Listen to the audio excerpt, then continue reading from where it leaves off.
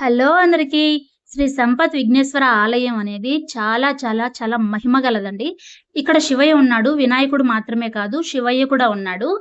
శివయ్యకి ప్రతి సోమవారం అభిషేకం అనేది జరుగుతూ ఉంటుంది. కొంతమంది పాలు తెస్తారు, కొంతమంది పంచామృతానికి కావాల్సిన ఫ్రూట్స్ తెస్తారు, కొంతమంది పంచదార తెస్తారు, కొంతమంది చెరుకు రసం తెస్తారు, కొంతమంది పసుపు, కుంకుమ, గంధం, విభూది ఇట్లాంటివి తెస్తూ ఉంటారు.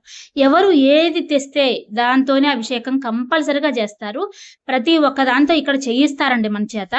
కాబట్టి మనం ఏది కోరుకున్నా నెరవేరుతుంది అనే నమ్మకం మనకుంటే చాలు, అది ఖచ్చితంగా నెరవేరుతుంది.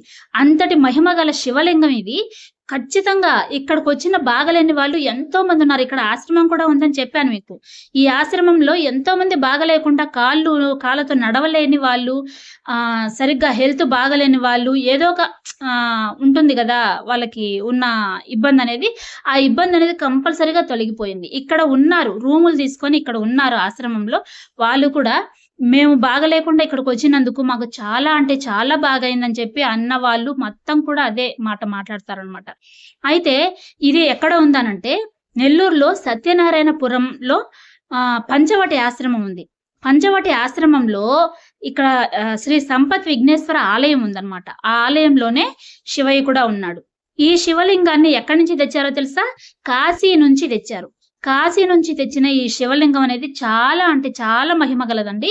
ఎంత అద్భుతమైనదంటే మనం ఏ చిన్న కోరిక కోరినా కూడా ఆయన భోళాశంకరుడు కాబట్టి తీరుస్తాడు అనుకోవచ్చు. కానీ హెల్త్ అస్సలు నడవలేని వాళ్ళు కూడా నడుస్తున్నారు అని అంటే ఇంకా ఆయన మహిమ కాదంటారా?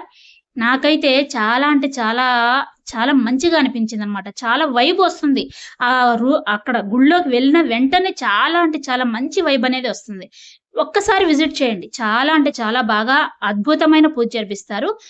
సోమవారం రోజు 10:30 నుంచి 11 గంటల నుంచి 12:30 వరకు కూడా ఈ పూజ అనేది సాగుతూ ఉంటుంది. ప్రసాదం కూడా పుచ్చుకొని మనం బయలుదేరొచ్చు. ఇక్కడ పూజ జరిపిస్తున్న స్వామి ఉన్నారు కదా, మనకు ఎటువంటి పూజ జరిపించాలి అనుకున్నా కూడా ఆయన జరిపిస్తారనమాట. చాలా అద్భుతంగా మాట్లాడతారండి. వచ్చిన ప్రతి ఒక్కరిని ఎంతో ఆప్యాయతగా పలకరిస్తూ ఉంటారు, పూజలు జరిపిస్తూ ఉంటారు. నాకైతే చాలా బాగా నచ్చింది. మీకు కూడా నచ్చుతుంది.